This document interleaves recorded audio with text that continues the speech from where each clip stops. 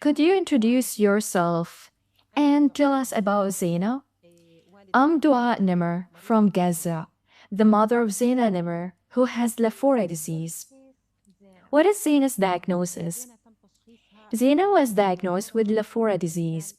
Lafora is a form of epilepsy, one of the strongest types of epilepsy.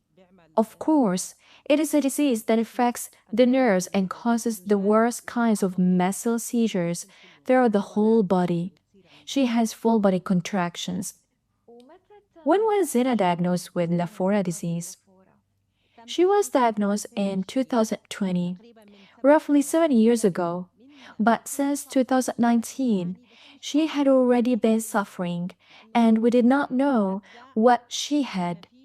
In Gaza, there was no possibility of doing proper diagnostics, an EEG test for adults, or genetic testing. So, the diagnosis only happened through travel. What were the signs or symptoms that made you suspect that Zena was not well?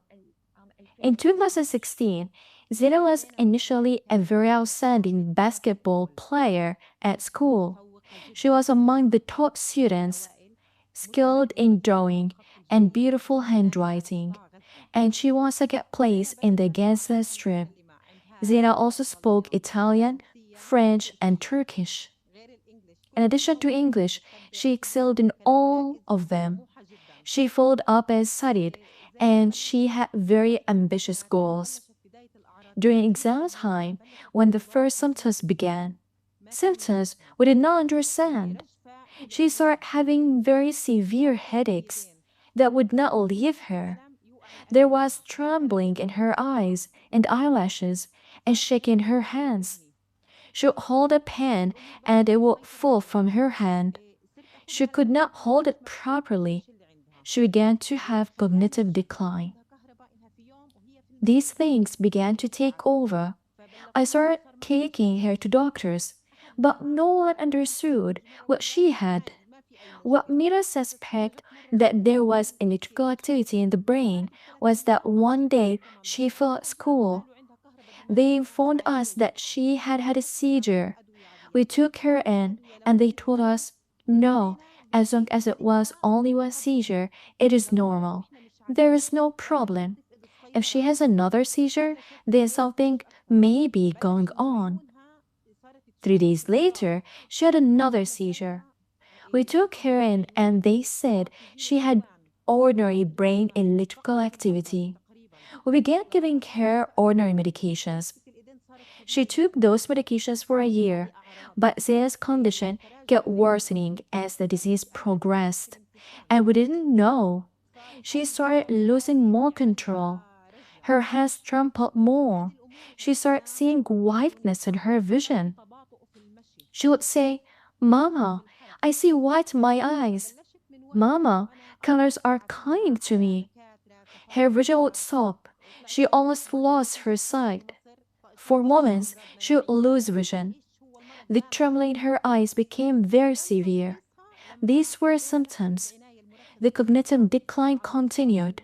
She could no longer concentrate during exams. She would jolt at any loud sound. These things also made us seek help. There was stumbling when she walked. Her movement became slow. From then on, I started trying to take her to doctors. I traveled with her and took her to Egypt. Of course, she was not diagnosed in Egypt. They diagnosed her with immune diseases, but we didn't know what that disease was. She was diagnosed when Zaina entered intensive care in Gaza. She had reached the point of being almost critically dead and was lying on a machine. She was not conscious of who she was or where she was. Her mental state had reached its lowest point. We arranged coronation and traveled with her to Al Maqasa Hospital in Jerusalem. She was diagnosed in Jerusalem after the COVID period. She was carrying COVID at the time and we didn't know. When she arrived at the Maqasad in Jerusalem, the doctor put her under 24-hour EEG test and then ordered genetic testing. She was examined overnight, and the next day they did another genetic test through biopsy. A few days later, the doctor came and told us that Zaina carried Lafora disease. It is a genetic disease, of course. In Zaina's case, it was considered a mutation because it was not found at all in my sample or in her father's sample. He told us there was no treatment and that they were still waiting. It was a shock that fell on us. Zaina was in another world, not in our world at all. We stayed 2 or 3 days until we finished the procedures. Zaina was the first case in all of Palestine at that time. Now another case has appeared in Jerusalem, and the doctor contacted me so I can follow up with the family and help with awareness. Thank God. We returned to Gaza. Zaina had been taking high doses of medications, and I started gradually reducing the medications because in Gaza, not all medications are available. Of course, this was before the war. Treatments were available only in very limited amounts.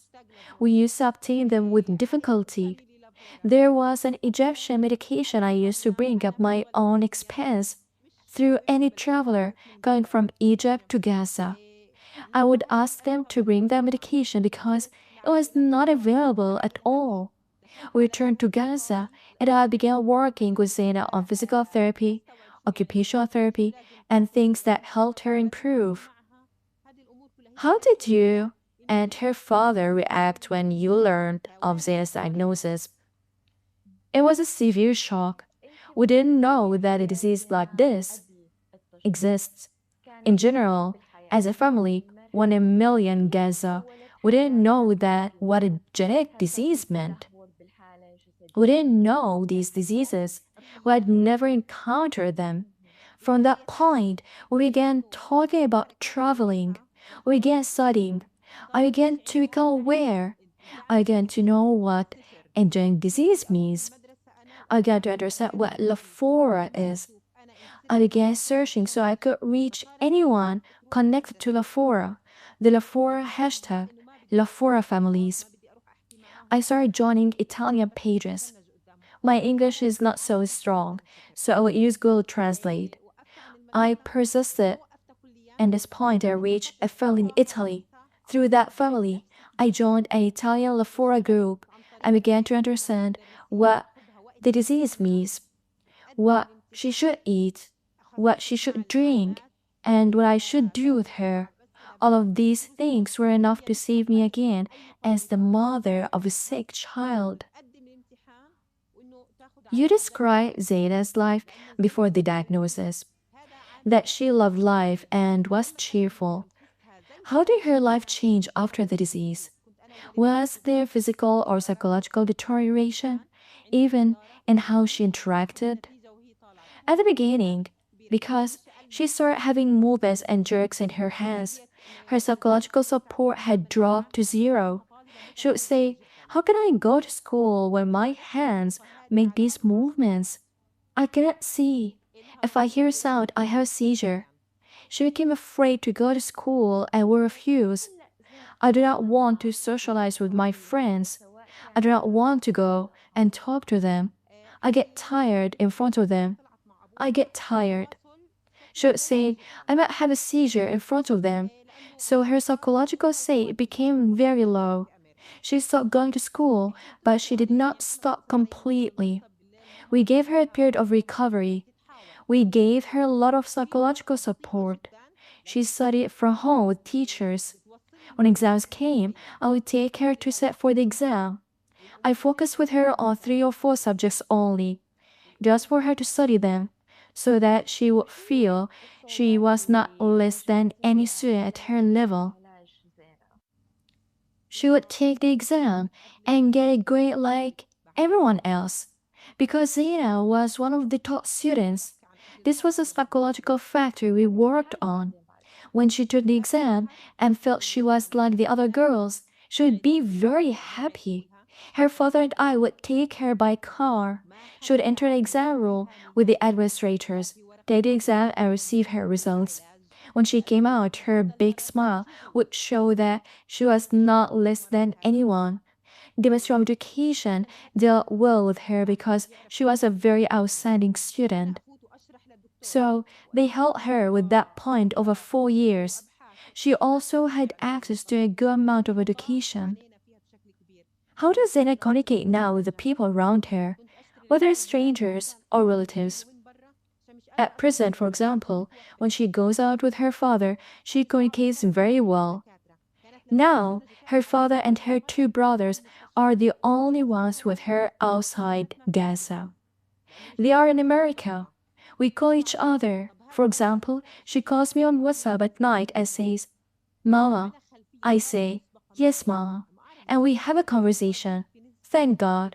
Her speech is very slow, but she understands and communicates the information she wants to communicate.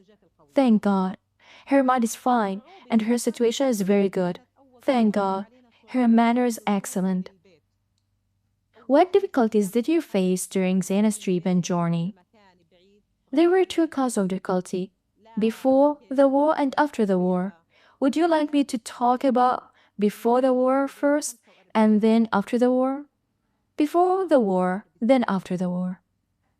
Well, before the war, I had taken her around, and the doctors in Gaza unfortunately could not identify her condition.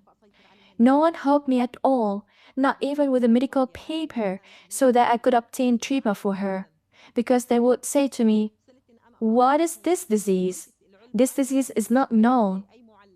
Almost all the doctors in Gaza did not know what Lafora disease meant. I would go in and explain it to the doctor. I would bring papers and research, but no one knew about it. We suffered greatly because of this point. I could not obtain medications.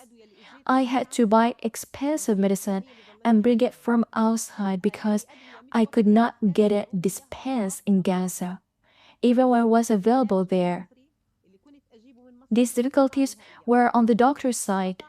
When she had a seizure and fever stayed high, I had to take her to the hospital so they could bring the fever down. But the seizures would not stop because the cause was not known.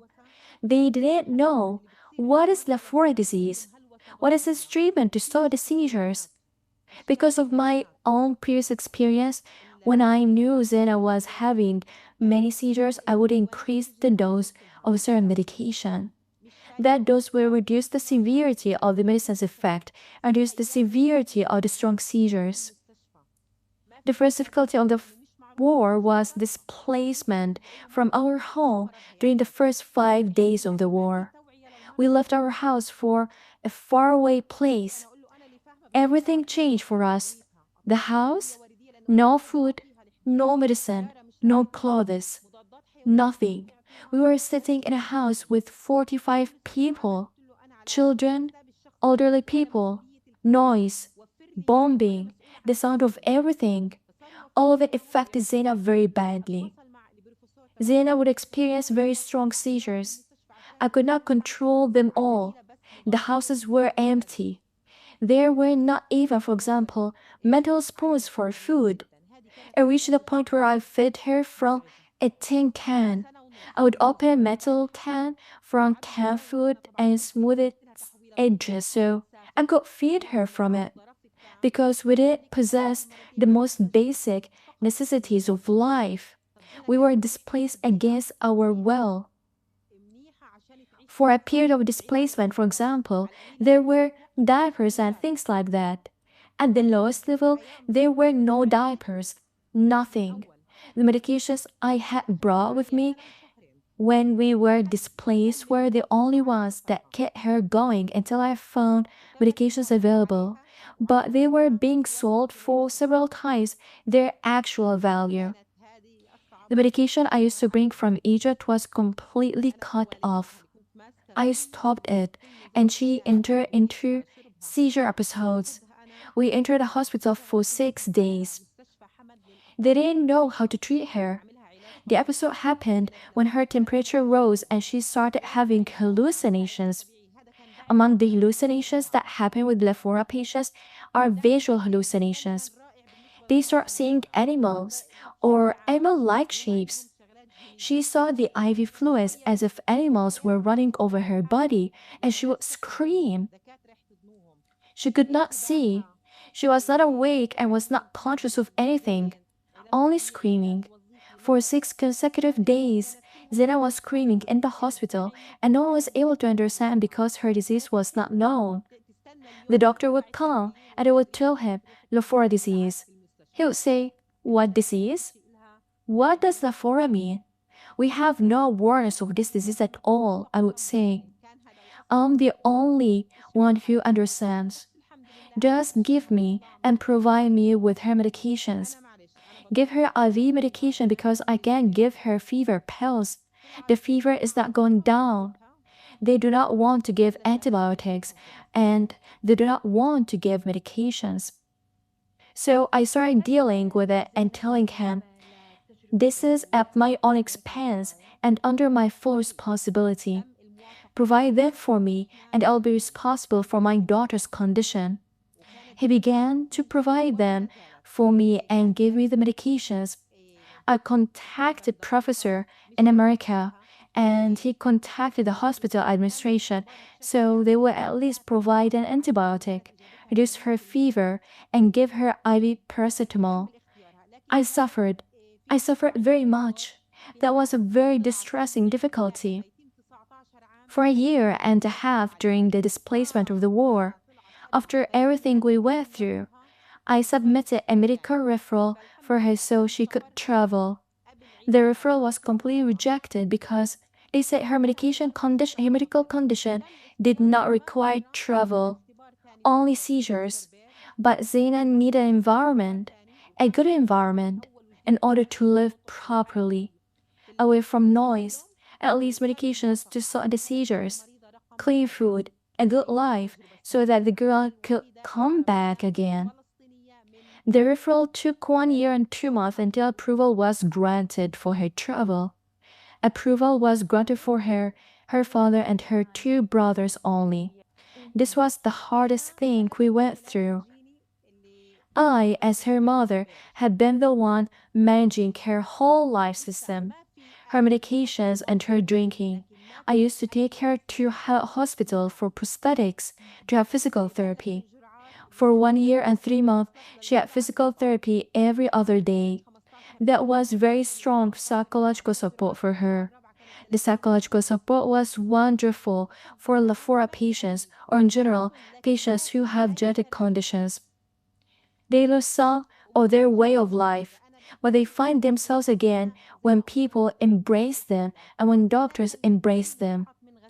Swimming, home-based learning activities, physical therapy, occupational therapy, and speech therapy, all of these were part of her treatment and development.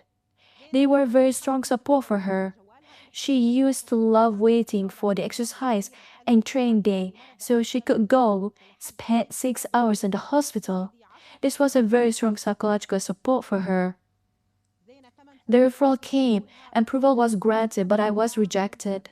That was one of the hardest things we went through. But thank God, the most important thing was that she left Gaza. I said, "It is okay. I'll stay in Gaza. I'll stay with my daughters." Zaina lived with her father and her brothers, and they began their journey in Egypt.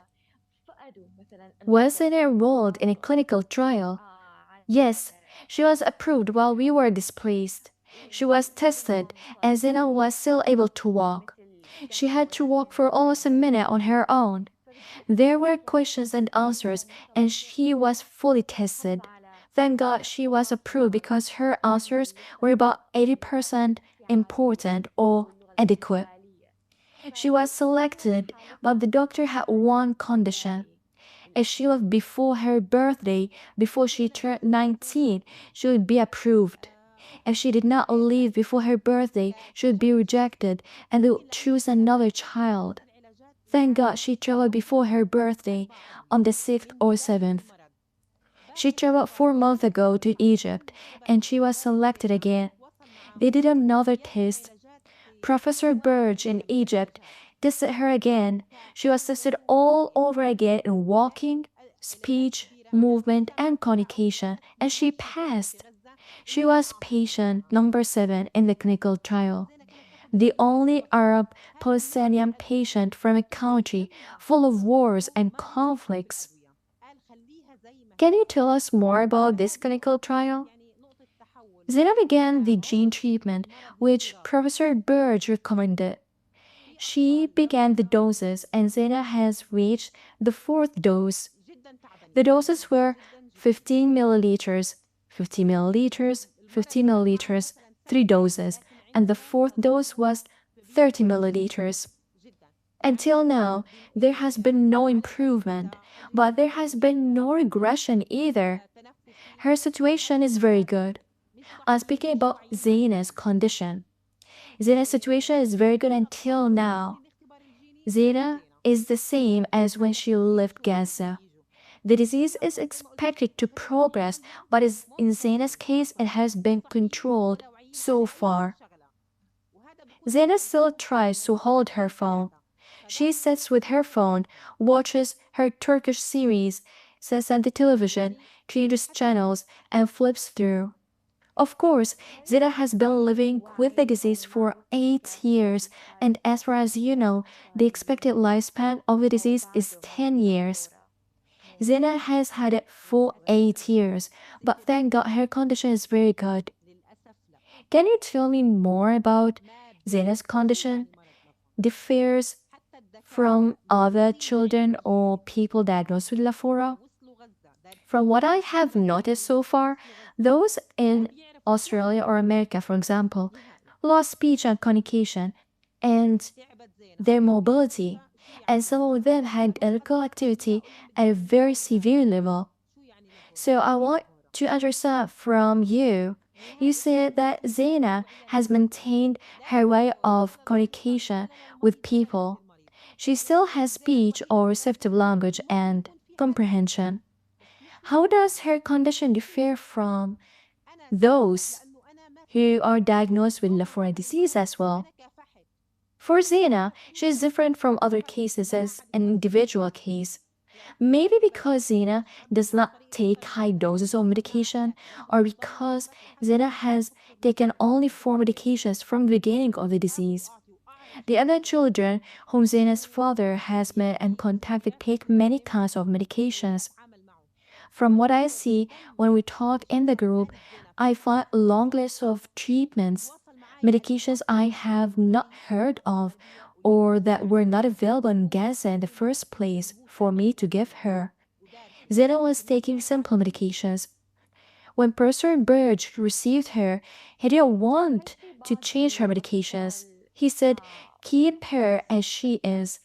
This point was a turning point for the expected course of the disease. There are children who are very, very tired.